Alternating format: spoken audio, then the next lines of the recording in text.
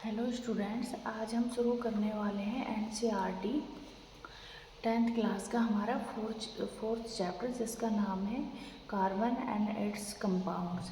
इससे पहले हम हमारे 3 चैप्टर कंप्लीट कर चुके हैं।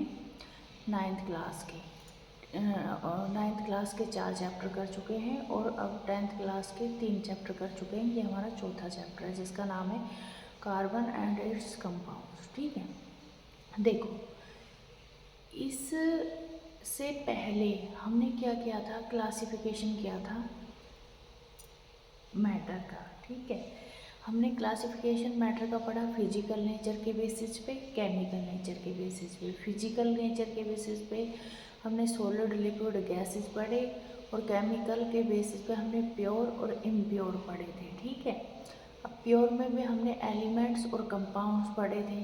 ठीक है, और इम्प्योर में हेट्रोजीनियस और होमोजीनियस मिक्सचर पढ़े थे।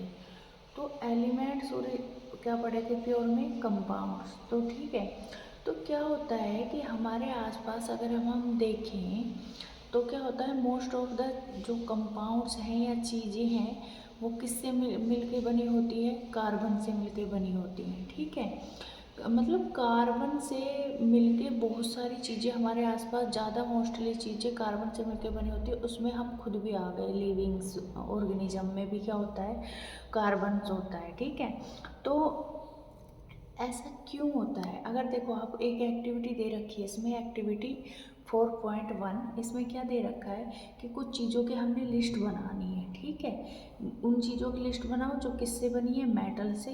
कुछ ऐसी चीज़ों की लिस्ट बनाओ जो ग्लास या क्ले से बनी है, और कुछ ऐसी चीज़ों की लिस्ट अदर चीज़ें लिखो। ठीक है, तो देखो, मेटल की अगर हम बात करें तो मेटल के लिए हम अदर्स जैसे ऑर्गेनामेंट्स वगैरह, है ना, कि भाई मेटल्स की अगर बात करें तो मेटल से क्या क्या बने होते हैं, हमारी कुकिंग वेसल्स वगैरह।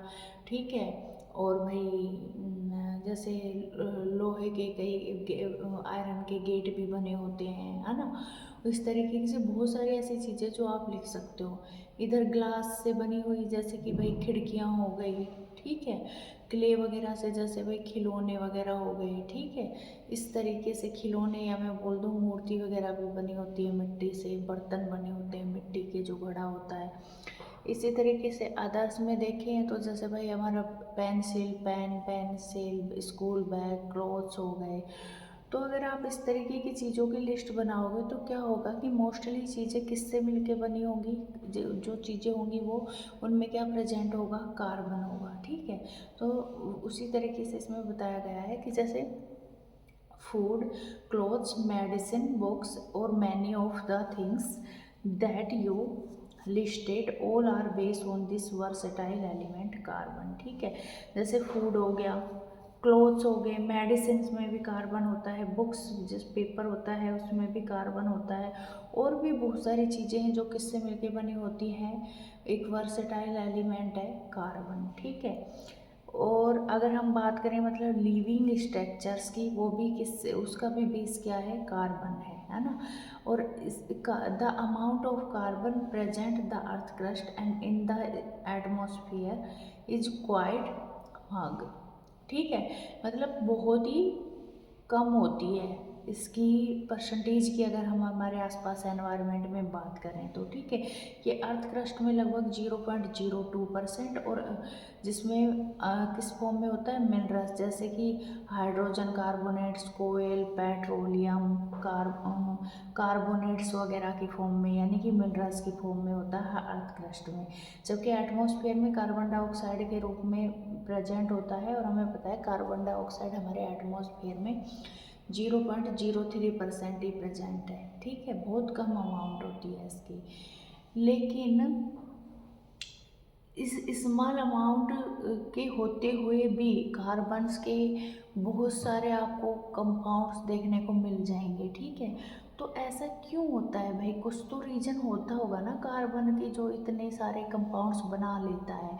तो इसके लिए सबसे पहले हमें क्या करना पड़ेगा, बॉन्डिंग इन कार्बन को समझना पड़ेगा कि किस तरीके की बॉन्डिंग होती है। देखो, हमने इससे पहले हमारे चैप्टर्स में देखा था कि आयनिक कंपाउंड्स कैसे फॉर्म होते हैं, और आयनिक कंपाउंड्स के मेल्टिंग और बॉइलिंग पॉइंट्स क्या होते हैं, हाई होते हैं, और वो अपनी मोल्टन स्टेट में क्या करते हैं, इलेक्ट्रिसिटी का कंडक्ट करते हैं। ठीक है, तो देखो ionic compounds have high melting and boiling points and conduct electricity in solution form में हो या किसी के अंदर घुले हुए हो या मोल्टन स्टेट यानी कि पिघली हुई अवस्था में हो। तो देखो सबसे पहले हमें बॉन्डिंग समझनी पड़ेगी। किसी भी जब दो एटम्स के बीच में बॉन्ड बनता है ड्यूरिंग केमिकल रिएक्शन, यानी कि हम बोलें कि भाई कार्बन कैसे बॉन्ड बनाता है। ठीक है, कुछ तो पैरामीटर्स होंगे ना उसके बॉन्ड बनाने के। तो जब दो एटम आपस में रिएक्शन करेंगे तो ये कैसे रिएक्शंस करते हैं भाई, तो ये रिएक्शन इस तरीके से करते हैं जैसे कि हमने अपने प्रीवियस चैप्टर में भी देखा था कि हो सकता है कि ये इलेक्ट्रॉन की शेयरिंग कर लें, हो सकता है इलेक्ट्रॉन को डोनेट कर दें, हो सकता है इलेक्ट्रॉन्स को गेन कर लें। ठीक है, तो इस तरीके से जो इलेक्ट्रॉनों की हरकतें होती है ना कि भाई वो गेन करेगा या फिर वो क्या करेगा, लूज करेगा, इसके बेसिस पे मतलब शेयरिंग ऑफ इलेक्ट्रॉन्स करेगा या डोनेटिंग ऑफ इलेक्ट्रॉन्स करेगा, इसके बेसिस पे हम बता सकते हैं कि भाई उस एलिमेंट्स के अंदर किस तरीके की क्या बॉन्डिंग होगी। ठीक है, तो कार्बन शेयरिंग करेगा या डोनेट करेगा, कौन सी रिएक्शन होगी, इसके लिए हमें बॉन्डिंग समझनी है सबसे पहले। ठीक है, देखो सबसे पहले हम बात करते हैं आयनिक कंपाउंड्स की। ठीक है, आयनिक कंपाउंड्स का फॉर्मेशन कैसे होता है। देखो आयनिक कंपाउंड्स के फॉर्मेशन के लिए हमने देखा था यहाँ पे सबसे पहले क्या हुआ था आयनिक कंपाउंड्स की अगर हम बात करें तो देखो आयनिक कंपाउंड्स में क्या होता था, मान लो कोई ये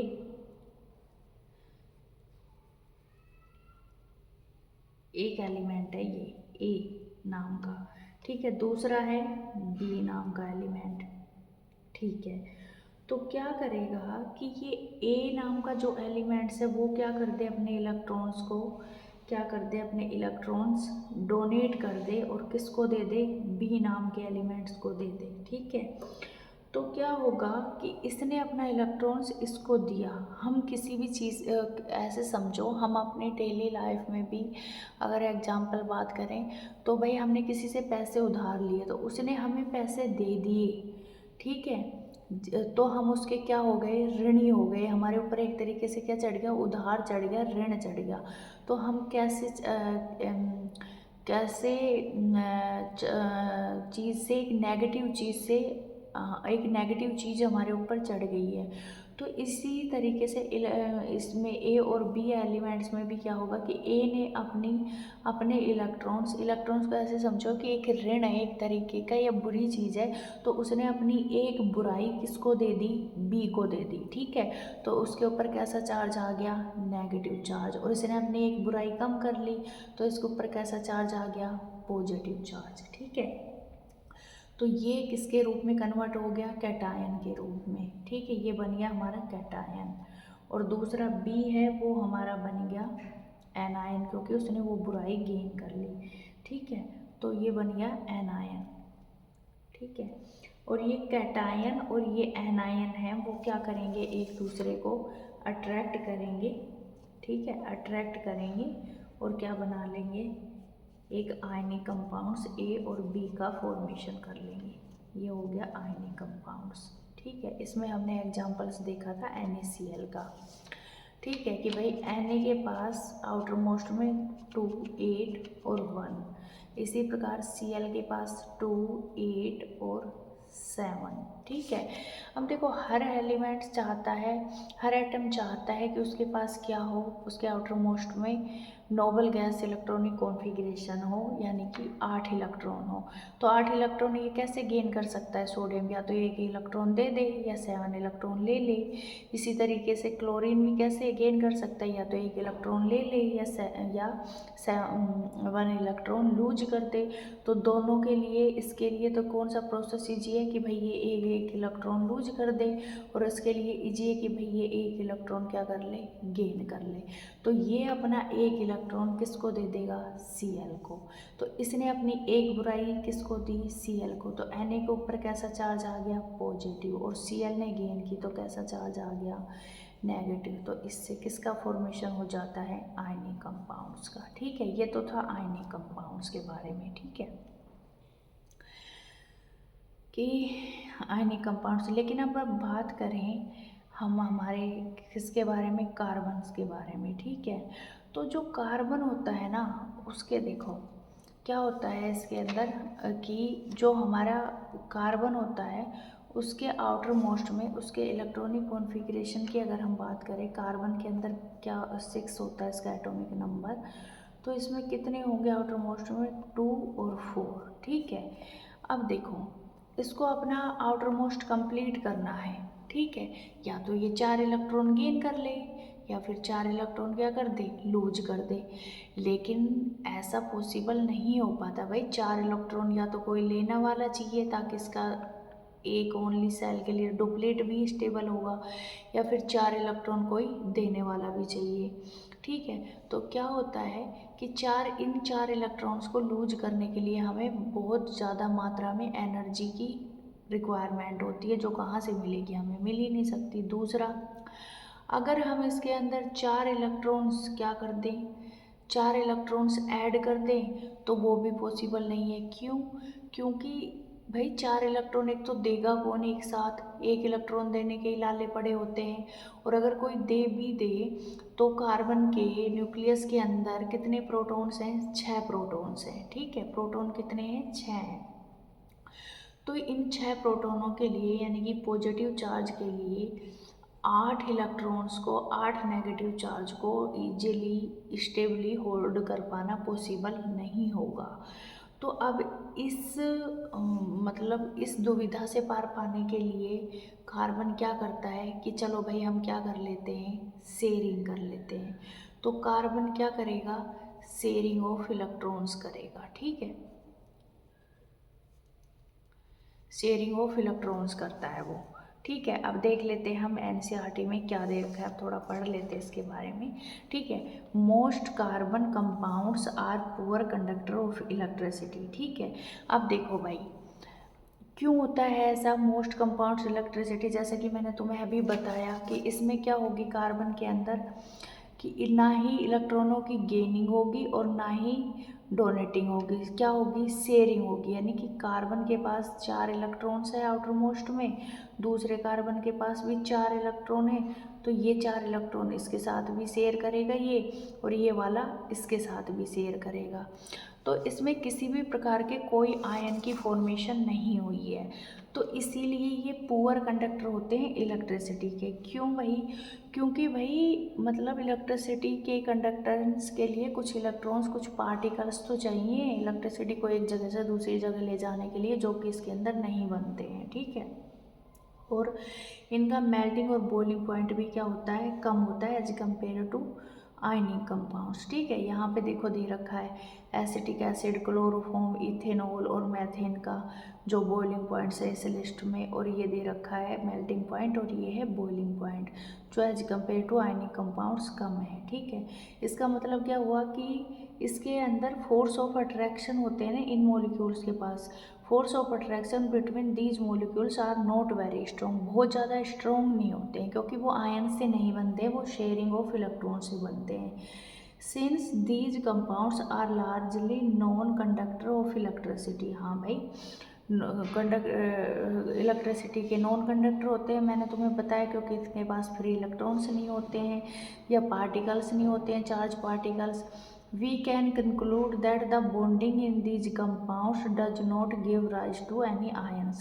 अब जब इनमें बॉन्डिंग होती है तो किसी प्रकार की कोई भी आयंस का फॉर्मेशन नहीं होता है, ओनली शेयरिंग होता है इसमें। ठीक है, हमने क्लास 9th में पढ़ा था कि भाई कंबाइनिंग कैपेसिटी के बारे में, कि जो कंबाइनिंग कैपेसिटी है ना डिफरेंट डिफरेंट एलिमेंट्स की, तो क्या होती है कि वो डिपेंड करती है कि नंबर ऑफ वैलेंस इलेक्ट्रॉन्स कितने हैं उसके, ठीक है। और उसी के बेसिस पे वो कंपाउंड्स कैसे वो एटम्स कैसे कंपाउंड्स का फॉर्मेशन करेगा ये हम डिसाइड करते हैं, ठीक है।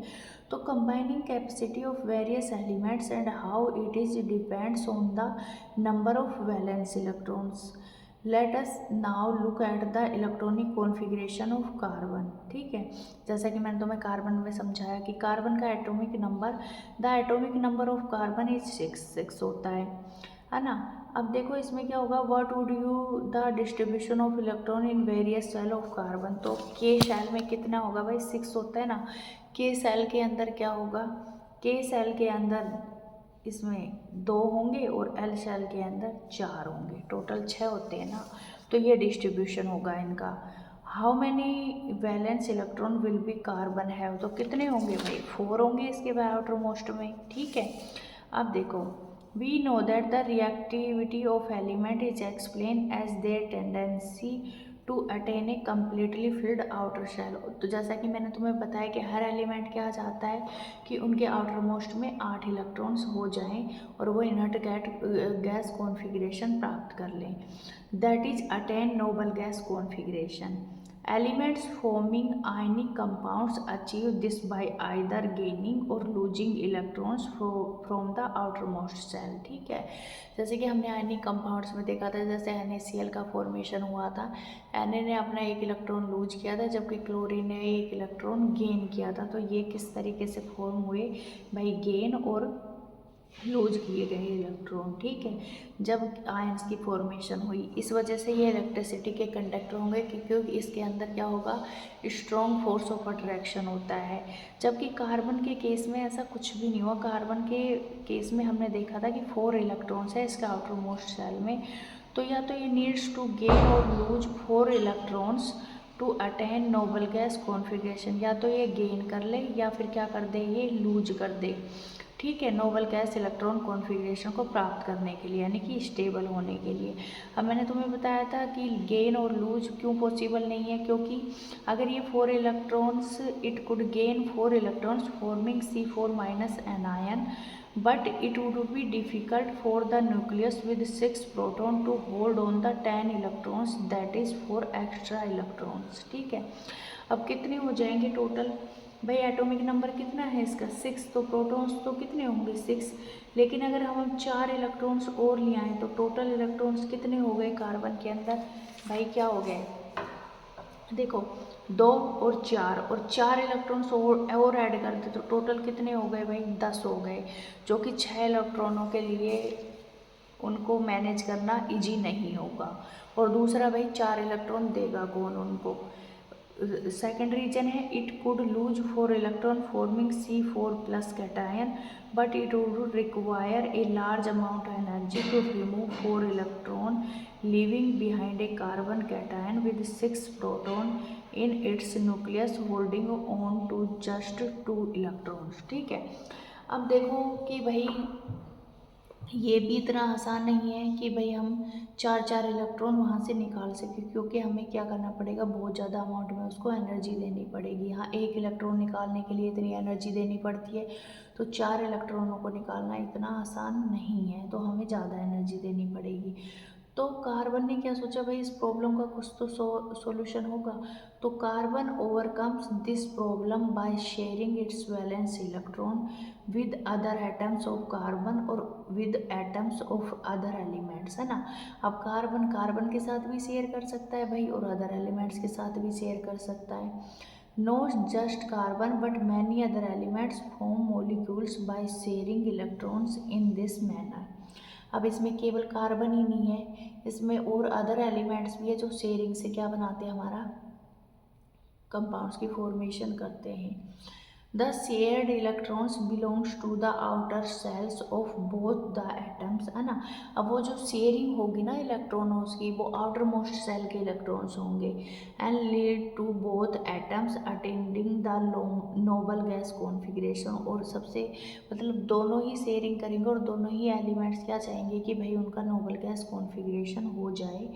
Before going on to compounds of carbon, let us look at some simple molecule formed by sharing of valence electrons. कुछ simple एलिमेंट्स के बारे में बात कर ले तो इसमें सबसे सिंपलेस्ट मैनर में जो बात करते हैं हम हाइड्रोजन का। ठीक है, तो देखो हाइड्रोजन में कैसे क्या फॉर्मेशन होगी, देखो यहाँ पे मैं समझाती हूँ। देखो हाइड्रोजन का एटॉमिक नंबर 1 होता है। ठीक है, तो ये कब स्टेबल होगा भाई, जब के शैल है और उसमें कितने इलेक्ट्रॉन्स मैक्सिमम हो सकते हैं, 2n² से हमने देखा था, तो 2 इलेक्ट्रॉन्स चाहिए, यानी कि डुप्लेट होना चाहिए इसका। ठीक है, अब देखो बेचारा हाइड्रोजन क्या है, वैसे ही इतना शरीफ सा है, तो इसका मतलब अगर कोई एक इलेक्ट्रॉन ले लेगा, एक ही इलेक्ट्रॉन है, अगर वो भी किसी ने ले लिया तो इसका तो एग्जिस्टेंस ही ख़त्म हो जाएगा, है ना। फिर तो स्टेबिलिटी की तो बात ही छोड़ो, है ना, फिर तो एटम्स का एग्जिस्टेंस ही ख़त्म हो जाएगा। और अगर ये एक इलेक्ट्रॉन किसी से ले ले तो बेचारा इसको देगा कौन। ठीक है, वैसे ही ये तो क्या करता रहता है, इसको मोर इलेक्ट्रोनेगेटिव एलिमेंट्स वगैरह के वजह से क्या करते हैं कि उसका इलेक्ट्रॉन ले लेते हैं, जो मोर इलेक्ट्रॉन एलिमेंट्स होते हैं, oxygen, nitrogen, carbon oxygen, nitrogen, fluorine वगैरह। ठीक है, वैसे ही मोर इलेक्ट्रोनेगेटिव एलिमेंट्स उससे ले लेते रहते हैं। पर अगर हाइड्रोजन अपना एक लूज कर दे, जो कि एग्जिस्टेंस ही ख़त्म कर रहा है, और हो सकता है कि हाइड्रोजन अपना क्या कर दे, एक इलेक्ट्रॉन मतलब गेन कर ले कहीं से, पर कोई देगा नहीं, है ना। तो इससे क्या होगा कि हाइड्रोजन के पास क्या होगा कि उसकी मतलब कोई नहीं देगा उसको, है ना। तो हाइड्रोजन क्या चाहेगा कि भाई मेरा एग्जिस्टेंस क्या हो, बना रहे। ठीक है, एग्जिस्टेंस सब अपना चाहते हैं कि बना रहे। ठीक है, तो वो अपनी इच्छा से क्या नहीं करेगा, इलेक्ट्रॉन्स को लूज नहीं करेगा। ठीक है, वो अलग बात है कि भाई वो मोर इलेक्ट्रोनेगेटिव एलिमेंट की प्रेजेंस में कर देता है इलेक्ट्रॉन को लूज। ठीक है, और उसको बेचारा कोई देगा भी नहीं। ठीक है, और वैसे अगर कोई दे भी दे बाई चांस पॉसिबल नहीं है, बट हाइड्रोजन के जो न्यूक्लियस है उसके अंदर कितना प्रोटॉन्स है, एक प्रोटॉन होता है, और एक प्रोटॉन के लिए अगर हमें एक इलेक्ट्रॉन्स बाहर से लें तो एक प्रोटॉन एक इलेक्ट्रॉन को ही रख सकता है, बांधे रख सकता है स्टेबल फॉर्म में। एक प्रोटॉन 2 इलेक्ट्रॉन को अच्छे से स्टेबली कंबाइन नहीं रख सकता। ठीक है, तो ये भी पॉसिबल नहीं है। तो भाई हाइड्रोजन अपना एग्जिस्टेंस भी चाहता है और लूज और गेन भी नहीं कर सकता। तो इसके लिए हाइड्रोजन एटम्स आपस में क्या कर लेंगे, 2 हाइड्रोजन एटम्स अपने आपस में शेयरिंग कर लेंगे और किसका फॉर्मेशन कर लेंगे, कोवलेंट बॉन्ड का। ठीक है, देखो हाइड्रोजन के पास क्या है, ये एक इलेक्ट्रॉन्स है। ठीक है, दूसरे हाइड्रोजन के पास भी क्या है, एक इलेक्ट्रॉन्स है। ठीक है, तो वो क्या कहेगा इस वाले हाइड्रोजन से कि भाई तू भी ये इलेक्ट्रॉन्स ले ले और ये वाला हाइड्रोजन भी ये दोनों इलेक्ट्रॉन्स ले ले। ठीक है, मतलब ये दोनों इलेक्ट्रॉन्स इसके भी काम आ जाएं और ये इलेक्ट्रॉन्स इसके भी काम आ जाएं, तो मतलब इसने क्या कर लिया, साझा कर लिया। ठीक है, तो इसका भी डुप्लेट कंप्लीट हो गया और इसका भी डुप्लेट कंप्लीट हो गया। ठीक है, तो इससे किसकी फॉर्मेशन हो गई, H2 की। ठीक है, इसी तरीके से डिफरेंट की हम बता सकते हैं कि देखो हाइड्रोजन के मान लो इस तरीके से बताए कि कितने हैं, एक इलेक्ट्रॉन्स है हाइड्रोजन के पास। ठीक है, हाइड्रोजन के पास कितने इलेक्ट्रॉन्स हैं, एक है, ये इसका न्यूक्लियस है। ठीक है, दूसरे हाइड्रोजन के पास भी क्या है, एक इलेक्ट्रॉन्स है, दोनों के पास एक एक है। तो अब ये दोनों हाइड्रोजन्स क्या करेंगे, ये हाइड्रोजन्स आपस में एक दूसरे के पास आएंगे और ये आपस में क्या कर लेंगे, इलेक्ट्रॉनों की ये यहाँ पे शेयरिंग कर ली। तो ये 2 इलेक्ट्रॉन्स इसके साथ भी गिने जाएंगे और ये 2 इलेक्ट्रॉन्स इसके साथ, और किसका फॉर्मेशन हो जाएगा, H2 का फॉर्मेशन हो जाएगा। इस तरीके से कार्बन भी क्या करता है भाई, शेयरिंग करता है और किसका फॉर्मेशन करता है, कोवलेंट बॉन्ड का फॉर्मेशन करता है, जो कि वीक होता है as compare to ionic bond. ठीक है, तो इस तरीके से अब हम देख लेते हैं हमारे NCERT में क्या दे रखा है। The simplest molecule form in this manner is that of hydrogen, जैसा कि मैंने तुम्हें बता दिया है ना। Atomic number of hydrogen is 1, hence hydrogen has 1 electron in its k cell and it requires 1 more electron to fill the k shell। ठीक है, यही समझाया मैंने तुम्हें।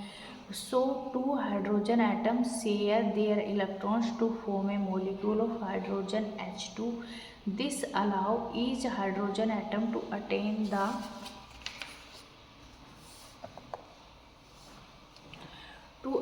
The electronic configuration of the nearest noble gas, ठीक है, helium, है ना। तो ये अगर एक इलेक्ट्रॉन से और मिल जाए तो ये किस फॉर्म में कन्वर्ट हो जाएगा, नोबल गैस हीलियम के इलेक्ट्रॉनिक कॉन्फ़िगरेशन गेन हो जाएगा इसको, जो कि स्टेबल है। Which has 2 electrons in its K shell, we can depict this using dots और crosses to represent valence electrons, ठीक है। अब हम ऐसे कर सकते हैं, देखो यहाँ पे दिखाया गया है कि इसके पास क्या है, जैसे मैंने तुम्हें समझाया, एक हाइड्रोजन के पास एक इलेक्ट्रॉन है, इस हाइड्रोजन के पास एक इलेक्ट्रॉन है, दोनों ने क्या कर लिया, शेयरिंग कर लिया। तो ये 2 इलेक्ट्रॉन इसमें गिने जाएंगे, फिर ये 2 इलेक्ट्रॉन इसमें गिने जाएंगे, तो ये डुप्लेट कंप्लीट हो गया, ठीक है। तो the shared pair of electron is said to be constitute a single bond between the two hydrogen atom। ये शेयर पेयर जो इलेक्ट्रॉन्स हैं, एक पेयर है, ये 2 हाइड्रोजन एटम के बीच में किसका फॉर्मेशन करता है, एक सिंगल बॉन्ड का फॉर्मेशन करता है। और इस बॉन्ड को हम एक लाइन के थ्रू, जैसे ये हाइड्रोजन हाइड्रोजन के बीच में एक दिखाया गया ना हॉरिजॉन्टल लाइन के थ्रू, तो हम इसको भी दिखा सकते हैं, ठीक है। तो bond is also represent by A line between the 2 hydrogen atoms, जैसा कि 4.2 में दिखाया गया है, ठीक है। अब अगर हम बात करें क्लोरीन एटम्स के थ्रू भी, जैसे मान लो समझो मैं समझाती हूँ। जैसे क्लोरीन के आउटर मोस्ट में, क्लोरीन वैसे तो क्या करता है भाई, आयनिक बॉन्ड भी फॉर्मेशन कर लेता है, लेकिन अगर कोई इलेक्ट्रॉन देने वाला ही ना हो तो उसको क्या करनी पड़ेगी, फिर शेयरिंग करनी पड़ेगी। इसमें भी 7 इलेक्ट्रॉन है क्लोरीन के इसमें, ठीक है। और इसके पास भी कितने हैं, 7 इलेक्ट्रॉन्स हैं, ठीक है। तो क्या होगा, देखो ये एक एक इलेक्ट्रॉन्स का आपस में क्या कर लेंगे, शेयरिंग कर लेंगे, ठीक है। देखो क्या होगा, यहाँ पे ये मान लो हमारा क्लोरीन है, ठीक है, और ये दूसरा आइटम है हमारा किसका, क्लोरीन का, ठीक है। समझो इस तरीके से, ये हमारा कौन सा आइटम है, क्लोरीन है यहाँ पे, ठीक है। अब क्लोरीन के आउटर मोस्ट में कितने इलेक्ट्रॉन है, 7 है, ठीक है। तो देखो 2 2 4 और 2 6, ये भी 2 2 4 और 2 6, ठीक है, 6 हो गए। अब इसका एक इलेक्ट्रॉन्स और इसका एक इलेक्ट्रॉन्स, इस तरीके से देखो, ये क्लोरीन है, इसमें 6 इलेक्ट्रॉन्स इसके, इस क्लोरीन के पास 6 इलेक्ट्रॉन्स इसके खुद के। अब एक इलेक्ट्रॉन इस क्लोरीन ने दिया और एक इलेक्ट्रॉन इस क्लोरीन ने दिया, तो ये क्या हो गया, शेयरिंग हो गया। टोटल इलेक्ट्रॉन 6 7 8 इसके भी पूरे और इसके भी पूरे। तो इस तरीके से शेयरिंग ऑफ क्या होती है, इलेक्ट्रॉन्स होती है, कोवलेंट बॉन्ड का फॉर्मेशन होता है, ठीक है। अब देखो इसमें अगर हम बात करें तो ये डिफरेंट ऑक्सीजन का देखो दे रखा है जैसे, ठीक है। तो ऑक्सीजन का कैसे है कि भाई ये वही दे रखा है कि ऑक्सीजन के आउटर मोस्ट शेल में कितने इलेक्ट्रॉन्स होते हैं, 6। तो अब आउटर कंप्लीट करने के लिए ऑक्सीजन को कितने चाहिए, 8 चाहिए। तो 8 के लिए वो क्या करेगा, 4 इलेक्ट्रॉन तो इसके अपने खुद के, 4 इसके, और 2 इन्होंने क्या किया, शेयर कर लिया। तो ये 4 इसमें भी गिने जाएंगे और इसमें भी गिने जाएंगे। अब 2 पेयर ऑफ इलेक्ट्रॉन्स का शेयरिंग हो रहा है, तो इसको हम डबल बॉन्ड से दिखाएंगे। तो ऑक्सीजन और ऑक्सीजन के बीच में किसका फॉर्मेशन हो गया, डबल बॉन्ड का, ठीक है। इसी तरह से नाइट्रोजन में भी 5 इलेक्ट्रॉन्स होते हैं। तो 5 इलेक्ट्रॉन्स के लिए इनको कितने 8 इलेक्ट्रॉन पूरे करने के लिए अपने आउटर मोस्ट में कितने की शेयरिंग करनी पड़ेगी, 3 की। तो वहीं पे यहाँ पे शेयरिंग की और ये 3 पेयर ऑफ इलेक्ट्रॉन्स की वजह से क्या किया भाई, ट्रिपल बॉन्ड का फॉर्मेशन हो गया, ठीक है। अब एक मॉलिक्यूल होता है, ये सारा बस यही दिया गया है, ठीक है, एनसीईआरटी में। देखो अब in the case of oxygen we see the formation of a double bond between 2 oxygen atoms. This is because of an atom of oxygen has 6 electrons, 6 electrons in it is L shell, ठीक है, L shell के अंदर, ठीक है। क्या होता है electronic configuration, 2 और 6, के और एल की, ऑक्सीजन की एल शेल के अंदर 6 इलेक्ट्रॉन होते हैं। तो इसको कितना 8 इलेक्ट्रॉन करने के लिए it required more electron to complete its octet. So each atom of oxygen share 2 electrons with other atom of oxygen to give us the structures. ठीक है, तो इस तरीके से कर लिया।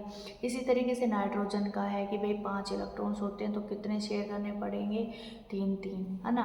अब इसी तरीके से इसमें बात की गई है कि मैथेन के मॉलिक्यूल्स की। ठीक है, methane is widely use as fuel and is a major components of biogas and compress natural gas. ठीक है, जो हमारे घर में हम एलपीजी वगैरह में यूज करते हैं उसमें क्या होती है, मैथेन ही होती है। इसका फॉर्मूला क्या होता है, CH4 हाइड्रोजन। ठीक है, as you know has a valency of 1, कौन, हाइड्रोजन के पास। ठीक है, carbon is tetravalent because it has 4 valence electrons. In order to achieve noble gas configuration, carbon share these electrons with 4 atom of hydrogen atom as shown. ठीक है, अब उधर दिखाया गया, मैं अभी दिखाती हूँ। Such bond which are form by the sharing of an electron pair between 2 atoms are known as covalent bonds. जब शेयरिंग के थ्रू कोई बॉन्ड बनता है तो उसको हम क्या कहते हैं, covalent bond. Covalent bonds molecule are same to have strong bond with the molecules. ठीक है, अब कोवलेंट बॉन्ड होता तो स्ट्रॉन्ग बॉन्ड ही है, but as compare to ionic bond कम स्ट्रॉन्ग होता है ना। But intermolecular forces are small. These gives rise to the low melting and boiling points।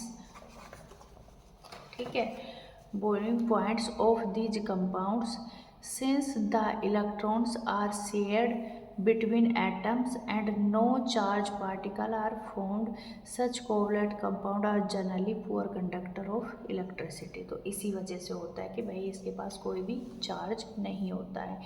ये दे रखा है यहाँ पे फॉर्मेशन, मैं यहाँ पे समझा देती हूँ उसको। मान लो कार्बन है, कार्बन के पास वैलेंस सेल में 4 इलेक्ट्रॉन्स हैं। अब ये तो 4 ही हुए, इसको अपना वैलेंस सेल पूरा कंप्लीट करने के लिए कितने एटम चाहिए, 8। तो 4 और चाहिए, तो ये किसके साथ शेयर कर लेगा, यहाँ पे ये अपने 4 एटम हाइड्रोजन के साथ, 4 हाइड्रोजन के एक एक इलेक्ट्रॉन्स कर लेगा। तो ये चारों इस कार्बन के अंदर भी गिने जाएंगे, 2 2 4 6 2 8 हो गए, और ये हाइड्रोजन का भी डुप्लीट क्या हो गया, कंप्लीट हो गया। इस तरीके से फॉर्मेशन होता है CH4 का, और इसे ही हम क्या कहते हैं, कोवलेंट बॉन्ड कहते हैं, शेयरिंग ऑफ इलेक्ट्रॉन्स को, इलेक्ट्रॉन्स के, है ना। तो ये था कि भाई कार्बन किस तरीके से बॉन्ड बनाता है। ठीक है, अब हमारा अगला जो टॉपिक आता है वो है, अब चलो थोड़ा देख लेते हैं कि भाई इनमें क्या डिफरेंस होता है। ठीक है, अब देखो इसमें हम देख लेते हैं क्या है हमारा difference between covalent and ionic compounds. ठीक है, तो आयनिक कंपाउंड्स, इधर ये क्या है, कोवलेंट कंपाउंड। प्रॉपर्टी, सबसे पहले नेचर की बात करें तो their constituent particle are ions. ठीक है, आयंस होते हैं, इसके कॉन्स्टिट्यूएंट पार्टिकल्स क्या होते हैं, मोलिक्यूल्स होते हैं। ठीक है, they are hard solid consisting of ions. ये हार्ड होते हैं, सॉलिड होते हैं, क्योंकि इनके पास आयंस होता है, और आयंस की वजह से ही ये हार्ड होते हैं। इसके पीछे रीजन क्या होता है, these have strong intramolecular force of attraction between their ions which can not be separated easily. ठीक है, तो इसीलिए ये क्या होते हैं, हार्ड होते हैं। इसी तरीके से इसमें क्या होता है, they have week force of attraction between their molecules. इनके बीच में क्या होता है, वीक फोर्स ऑफ अट्रैक्शन होते हैं। ठीक है, और इसलिए ये क्या होते हैं, these are gases, liquid and soft solids. इसमें भी एक्सेप्शन है ग्रेफाइट और डायमंड्स। ठीक है, बॉइलिंग पॉइंट्स और मेल्टिंग पॉइंट्स, भाई इनके these are non volatile with high boiling point और मेल्टिंग पॉइंट। इसका रीजन आप जानते हो, there exist a strong force of attraction between the oppositely charge ions, so large amount of energy is required to break the strong bonding force. ठीक है, तोड़ने के लिए ज़्यादा हमें क्या चाहिए, एनर्जी चाहिए।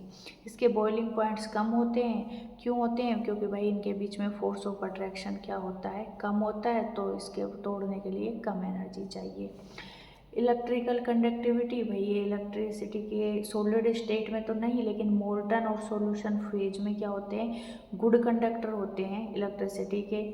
क्यों? क्योंकि intramolecular force of attraction that is electrostatic force between ions in the solid state are very strong which gets weaken in fuse or molten state, hence ions become mobile. ठीक है, इस वजह से ये इलेक्ट्रिसिटी की कंडक्टर होते हैं, जबकि इसमें किसी भी तरीके का कोई आयंस ही नहीं होता।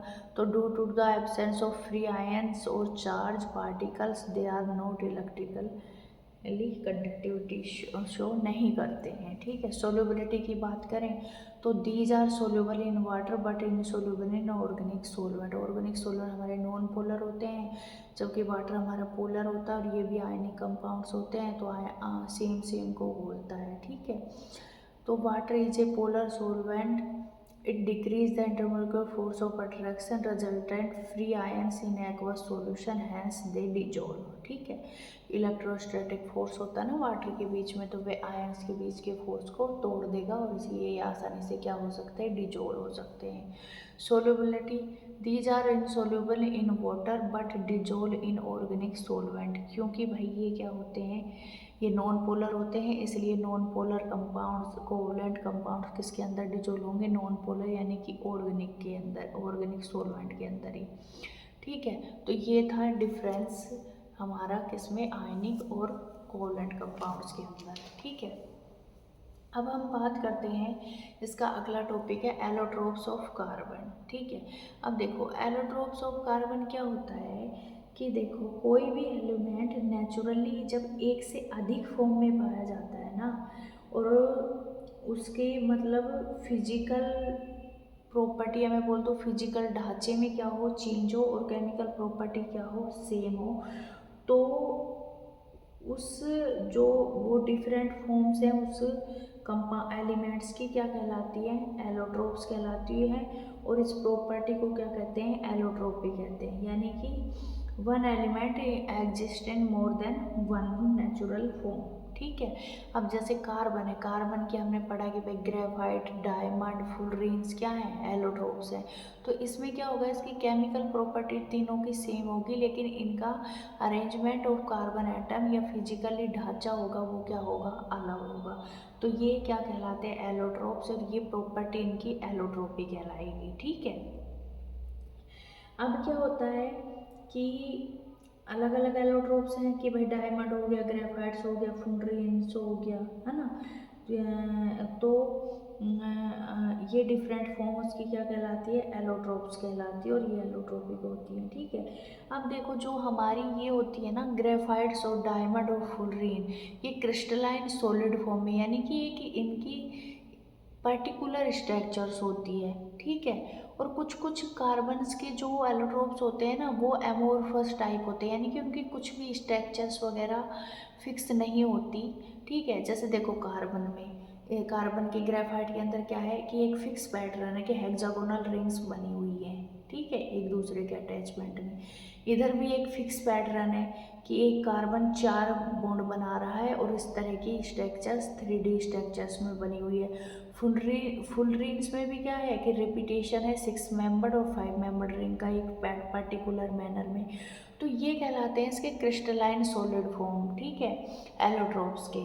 और कुछ कार्बन के जो एलोट्रोप्स होते हैं उनकी फिक्स शेप, साइज वगैरह कुछ नहीं होती, तो वो कहलाते हैं एमोर्फस, जैसे कोयल, पेट्रोलियम। ठीक है, ये सब क्या होते हैं उसके एमोर्फस सॉलिड फॉर्म होते हैं, किसके, हमारे इसके कार्बन के चारकोल, कोयल और ये लैम्प ब्लैक वगैरह। ठीक है, तो बात करते हैं हम इसकी कि भाई डायमंड क्या होता है और ग्रेफाइट क्या होता है, फुलरेंस क्या होता है। मेनली देखो आप लोगों ने डायमंड्स वगैरह देखा होगा, तो क्या होता है कि डायमंड एक कलरलेस और एक चमकदार क्या होता है, सबस्टेंस होता है। ठीक है, और ये बहुत ही क्या होता है, हार्ड भी होता है। ठीक है, और ये इलेक्ट्रिसिटी का क्या नहीं करता, कंडक्शन भी नहीं करता। ठीक है, तो ये ऐसा क्यों होता है, एक बार हम देख लेते हैं क्या लिखा हुआ है इसके बारे में, एलोट्रोप्स ऑफ कार्बन्स के बारे में।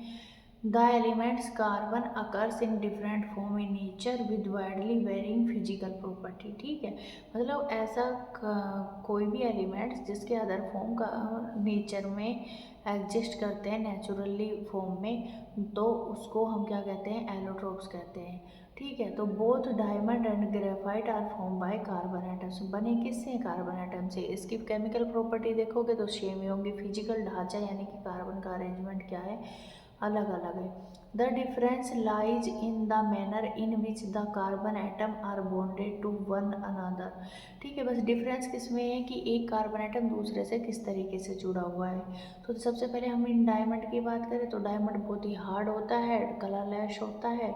ठीक है, और वो हार्ड के लिए जो रेस्पॉन्सिबल है वो इसकी बॉन्डिंग ही है। तो देखो, in diamond each carbon atom is bonded to 4 other carbon atom forming a rigid 3 dimensional structures. देखो, ये है डायमंड की स्ट्रक्चर। डायमंड में देखो ये कार्बन एटम है और ये कितने एटम से जुड़ा हुआ है, 1 2 3 4 कार्बन एटम से जुड़ा हुआ है। ठीक है, तो कार्बन के देखो, कार्बन के वैलेंस शेल में कितने इलेक्ट्रॉन होते हैं, 4, और चारों ने क्या बना लिया, बॉन्ड बना लिया। ठीक है, तो इसकी टोटल कितनी सरफेस हो जाएंगी, 4 सरफेस। ठीक है, 4 सरफेस हो गई इसकी।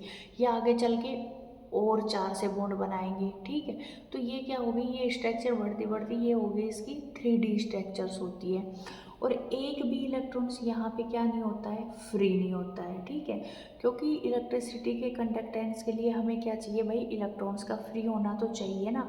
बट यहाँ पे कोई भी आयन्स या इलेक्ट्रॉन्स फ्री नहीं है, तो ये इलेक्ट्रिसिटी के भी कंडक्टर्स नहीं होते हैं, और साथ में ये बहुत ही क्या होते हैं, हार्ड होते हैं। ठीक है, और ये 3 डायमेंशन स्ट्रक्चर होती है इसकी इस तरीके से, इसलिए ये क्या होते हैं, हार्ड स्ट्रक्चर होती है, रिजिड 3 डायमेंशन स्ट्रक्चर्स होती है ना ग्रेफाइट्स के अंदर। अब अगर हम बात करें किसकी, ग्रेफाइट्स की, तो ग्रेफाइट्स का देखो, each carbon atom is bonded to 3 other carbon atom in the same plane given a hexagonal array. ठीक है, अब देखो इसकी भी और इसकी भी और इसकी भी देखेंगे तो एक पर्टिकुलर स्ट्रक्चर है, इसलिए ये क्या है, क्रिस्टलाइन सॉलिड है। ठीक है, तो देखो इसमें क्या है, देखो ये कार्बन एटम लेती हूँ मैं, ये वाला कार्बन एटम देखो कितने से बॉन्ड बनाया हुआ है, 1 2 और 3। ठीक है, तो कितने से बॉन्ड बनाया हुआ है, 3 कार्बन एटम आपस में बॉन्ड बनाए हुए हैं, एक कार्बन 3 से जुड़ा हुआ है। तो एक क्या हो गया, इसके अंदर फ्री होता है, और इस फ्री इलेक्ट्रॉन्स की वजह से ही ये किसका, इलेक्ट्रिसिटी का कंडक्टर होता है, जबकि डायमंड इलेक्ट्रिसिटी का कंडक्टर नहीं होता है, डायमंड हीट का कंडक्टर होता है। ठीक है, जबकि ग्रेफाइट हीट कंडक्शन नहीं करता, इलेक्ट्रिसिटी कंडक्ट करता है ड्यू टू फ्री इलेक्ट्रॉन्स। ठीक है, और ये एक हेक्सागोनल शेप में, हेक्सागोनल पैटर्न में एक दूसरे के ऊपर अरेंज होती हैं। 1 carbon atom in the same plane giving a hexagonal array. On one of these bonds is a double bond and thus the valency of carbon is satisfy. ठीक है, graphite structure is form by the hexagonal array being placed in layer one above the other. देखो, अब ये इस तरीके का एक array present हो गया। ठीक है, अब ये दूसरी लेयर है, और इस लेयर और इस लेयर के बीच में देखो कितना डिस्टेंस है ना, तो ये लूजली बॉन्डेड है। ठीक है, तो ये एक दूसरे के ऊपर क्या कर सकती हैं, स्लिपरी या स्लिप कर सकती है। ठीक है, तो इसी ही वजह से हम ग्रेफाइट्स को किसके लिए यूज करते हैं, हम ग्रेफाइट्स को यूज करते हैं हमारे लुब्रिकेंट्स और ग्रीस वगैरह के लिए, क्योंकि इसके अंदर क्या होता है, लूज वंड वाल फोर्स ऑफ अट्रैक्शन होता है, क्योंकि ये दोनों जो लेयर्स हैं उनके बीच में काफ़ी क्या होता है, अंतर होता है। ठीक है, इसी वजह से क्या होता है भाई, ये एक दूसरे के ऊपर ड्यू टू वीक वंड वाल फोर्स ऑफ अट्रैक्शन ये क्या होगा कि ये ग्रेफाइट की जो लेयर है ये स्लिपरी नेचर शो करती हैं, और due to weak force of attractions in slippery natures की वजह से ही हम इसको किस में यूज कर सकते हैं, लुब्रिकेंट और ग्रीस वगैरह के रूप में, क्योंकि ये क्या करेगा, फिर फ्रिक्शन लूज करता है। ठीक है, तो यहाँ पे देखो क्या होता है कि मान लो ये क्या है, कार्बन एटम है, कार्बन के पास 4 इलेक्ट्रॉन्स हैं। ठीक है, 4 इलेक्ट्रॉन्स है, तो इधर इस कार्बन से इसने बॉन्ड बना लिया, इससे बना लिया, और यहाँ पे इससे बना लिया, लेकिन ये क्या रह गया, फ्री।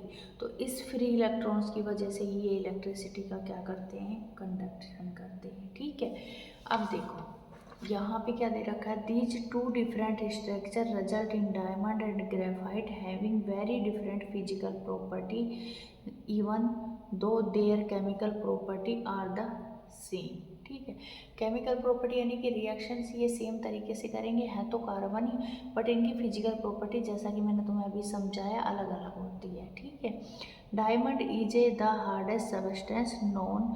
हार्डेस्ट सबस्टेंस क्यों होता है भाई, ये 3D स्ट्रक्चर्स के थ्रू चारों एटम्स, चारों इलेक्ट्रॉन्स मूड बनाते हैं इसके। ठीक है, तो ये क्या होगा कि हार्डेस्ट होता है। While graphite is smooth and silvery, graphite is also a very good conductor of electricity. मैंने तुम्हें बता दिया, अनलाइक है क्या ये ग्रेफाइट, एक नॉन मेटल्स है, कार्बन क्या है, नॉन मेटल्स ही तो है।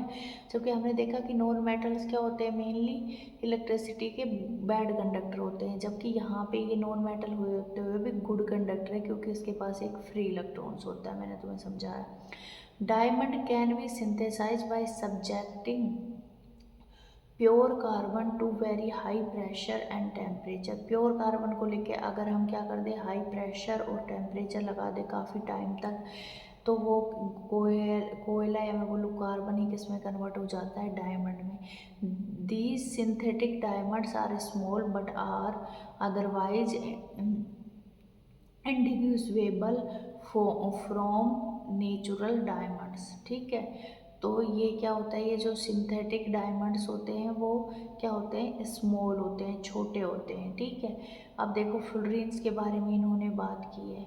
फुलरेंस के बारे में क्या है कि फुलरेंस देखो एक बॉल, फुटबॉल जैसी स्ट्रक्चर्स दिख रही है ना। ठीक है, और इसको सबसे पहले जो आइडेंटिफाई किया था ना, वो एक बकमिनिस्टर फुलर नाम के आर्किटेक्चर थे, उन्होंने किया था।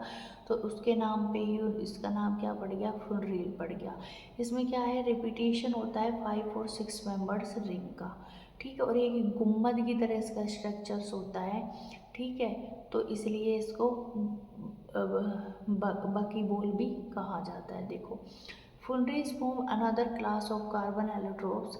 The first one to be identified was C60, which has carbon atoms arranged in the shape of a football. ठीक है, since this look like a geodesic dome designed by US architect Buckminster Fuller, the molecule was named Fullerenes। और इसमें 5 और 6 member ring का क्या चलता है, repetition, यानी कि हेक्सागोनल रिंग और पेंटागोनल रिंग्स आपस में एक दूसरे से रिपीट होती हुई जुड़ी रहती हैं, और एक ये फुटबॉल की तरह स्ट्रक्चर्स होती है, इसलिए इसको क्या कहा जाता है, फुलरेंस कहा जाता है। और इसके साइंटिस्ट जो सबसे पहले एक आर्किटेक्चर थे उन्होंने देखा था, उनका नाम था बकमिनिस्टर फुलर।